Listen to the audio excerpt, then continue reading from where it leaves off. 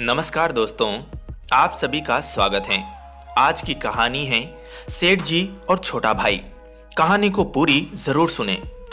एक सेठ जी ने अपने छोटे भाई को 3 लाख रुपए व्यापार के लिए दिए। उसका व्यापार बहुत अच्छा जम गया, लेकिन उसने रुपए बड़े भाई को वापस नहीं लौटाए। आखिर दोनों में झगड़ा हो गया। झगड़ा भी इस सीमा तक बढ़ गया कि दोनों का एक दूसरे के यहाँ आना जाना बिल्कुल बंद हो गया। घृणा व द्वेष का आंतरिक संबंध अत्यंत गहरा हो गया।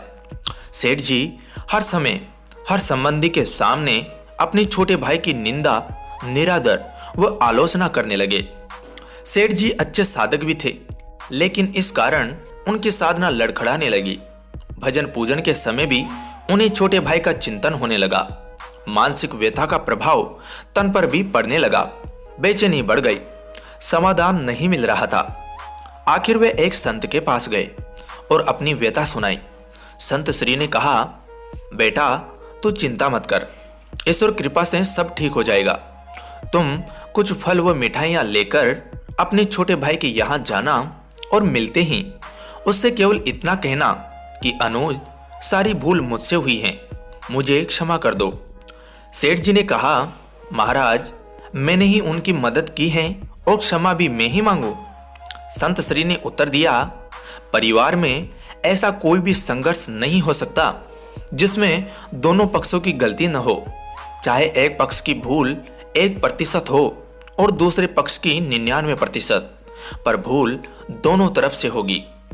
सेठ जी की समझ में कुछ नहीं आ रहा था। उसने कहा, महाराज मुझसे क्या भूल हुई?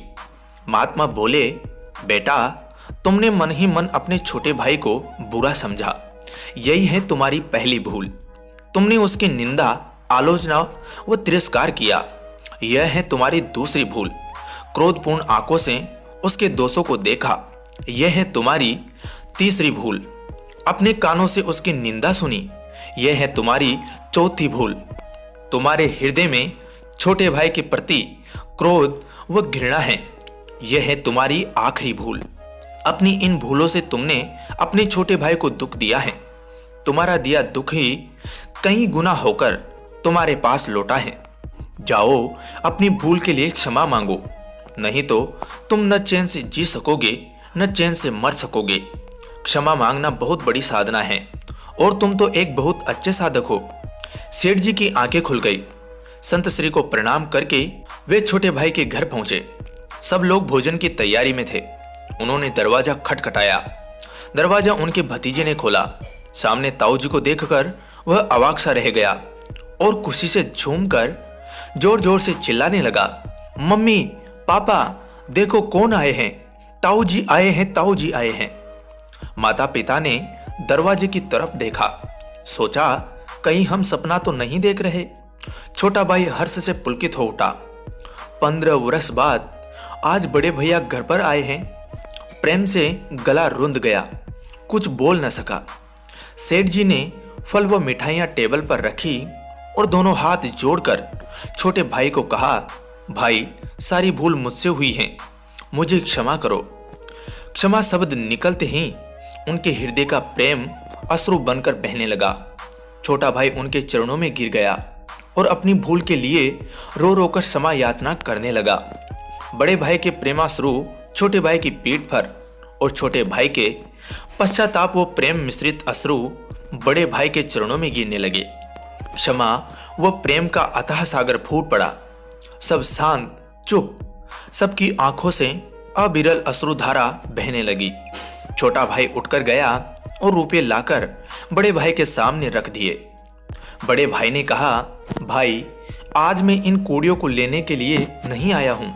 मैं अपनी भूल मिटाने, अपनी साधना को सजीव बनाने और द्वेष का नाश करके प्रेम की गंगा बहाने आया हूं।